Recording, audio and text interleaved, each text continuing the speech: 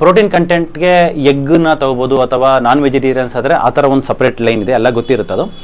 So ಈ ಕಡೆ stream ಬಂದು ನಾವು ವೆಜಿಟೇರಿಯನ್ಸ್ಗೆ ಮೆಂತ್ಯ ಕಾಳು ಜಾಸ್ತಿ ಹೇಳ್ತೀವಿ. ವೆಜಿಟೇರಿಯನ್ಸ್ ಆಗ್ಬೋದು, ನಾನ್ ವೆಜಿಟೇರಿಯನ್ಸ್ ಆಗ್ಬೋದು. ಮೇತಿನಲ್ಲಿ ಏನಂದರೆ ಸಪೋಸ್ ಒಬ್ರು ಚಿಕನ್ ತಿಂತಾರೆ ಅಂದರೆ ಓನ್ಲಿ ಪ್ರೋಟೀನ್ ಮಾತ್ರ ಇರುತ್ತೆ, ಅದರಲ್ಲಿ ಪ್ರೋಟೀನ್ ಇರುತ್ತೆ, ಮತ್ತು ಹಾಕಿರೋ ಆಯಿಲ್ಲು, ಕೊಟ್ಟಿರೋ ಆ ಪ್ರಾಣಿ ಕೊಟ್ಟಿರೋ ಇಂಜೆಕ್ಷನ್ಸ್ ಅದೆಲ್ಲ ಮಿಕ್ಸ್ ಆಗಿಬಿಟ್ಟಿರುತ್ತೆ. ಸೊ ಅದನ್ನು ಹೆಲ್ತಿಯಾಗಿರ್ತಕ್ಕಂಥದ್ದನ್ನ ಚಾಯ್ಸ್ ಮಾಡಿ ತೊಗೊಳ್ಳಿ.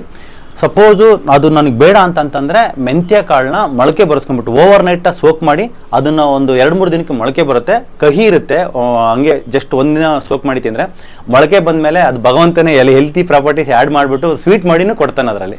ಸೊ ಹಂಗಾಗಿ ಆ ಮೆಂತ್ಯ ಕಾಳನ್ನ ಮೊಳಕೆ ಬರೆಸ್ಕೊಂಡ್ಬಿಟ್ಟು ತಿಂದರೆ ಅದ್ರಲ್ಲಿ ನಮಗೆ ಅದು ಹೇರ್ಸು ತುಂಬ ತಿಕ್ಕಾಗುತ್ತೆ. ಯಾಕಂದರೆ ಪ್ರೋಟೀನ್ ಕಂಟೆಂಟ್ ಜಾಸ್ತಿ ಇರುತ್ತೆ, ನಾರಿನಂಶ ಜಾಸ್ತಿ ಇರುತ್ತೆ, ಮತ್ತು ಅಯನ್ ಜಾಸ್ತಿ ಇರುತ್ತೆ ಅದರಲ್ಲಿ. ನಮ್ಮ ಹೇರ್ಗೆ ಅಯನ್ ತುಂಬ ಪ್ರಾಮುಖ್ಯತೆ ವಹಿಸುತ್ತೆ.